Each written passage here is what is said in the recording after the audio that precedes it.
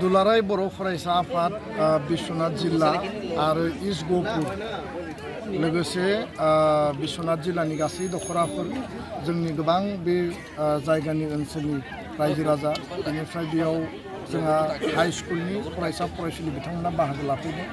दिनैनि बे जि हाबाफारि साइकेल हानजा सुरनाय बे साइकेल हानजा सुरनायनि उद्देश्यआ मोननै।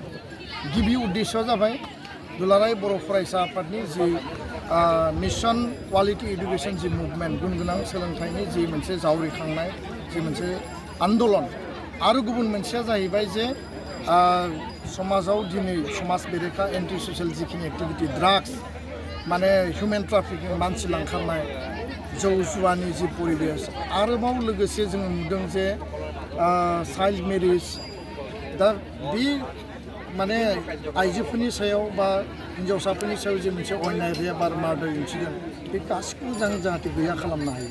दा बेखायनो गुन गोनां सोलोंथाइनि मावथांखि 2005-06निफ्राय एबसु आरम्भ खालामदों। जों जथेस्थ साक्सेस माखासे जोङो माने बेयाव मोननो हादों, किन्तु बेखिनियानो साफिसियेन्ट नङा। दिनै डाक्टार इन्जिनियार ओंखाराखैमोन, प्रफेसारनि संख्या खममोन, उकिलनि संख्या खममोन, IAS IPS नि संख्या खममोन, ACS APS नि संख्या खममोन।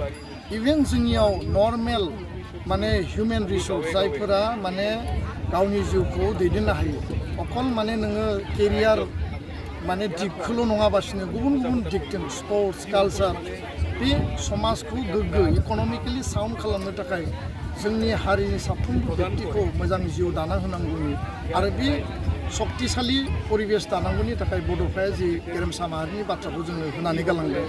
आरो बे गेरेमसा माहारिया जानांगौब्ला साफ्रोमबो फरायसा फरायसुलि बेक्तिया मजबुत जानांगोन। आरो बेखायनो गुन गोनां सोलोंथाइनि जि थासारिखौ मजबुत खालामसिननायनि थांखिजों दिनै बे दैमालु गहपुरनि बे जारिमिनारि जि जायगा बे दैमालुनिफ्राय बेखौ जागायदों। आरो इन्टारस्टेट जि बर्डार माने अरुणाचल आसाम बे ओनसोलफोराव दिनै ड्राग्सनि इलिगेल माने बेयाव बेहाफोरा सोलिगासिनो दं। आरो ड्राग्सजों दिनै जोंनि समाजाव मानसिफ्रा दिनै एडिक्टेड जादों, रिहेबिलिटेसन सेन्टाराव थांनांदों, मोजां परियालनि गथ' गथायानो दिनै बिसोरनि जिउआ माने स्पइल जादों, डेस्ट्रय जादों। बेखौ जोंनि मेगनाव दा जोङो नुदों। दा बेखायनो ड्राग्स जाहाथे जोङो बन्द' खालामनो हायो, जिर' टलारेन्सआव ड्राग्सआ जाहाथे बन्द' जायो। आरो बे इन्टारस्टेट बर्डाराव एसे रां मोननायनि थाखाय जोंनि मानसिफ्रा जि मोनसे बे ट्रेकआव इनभल्भ जादों।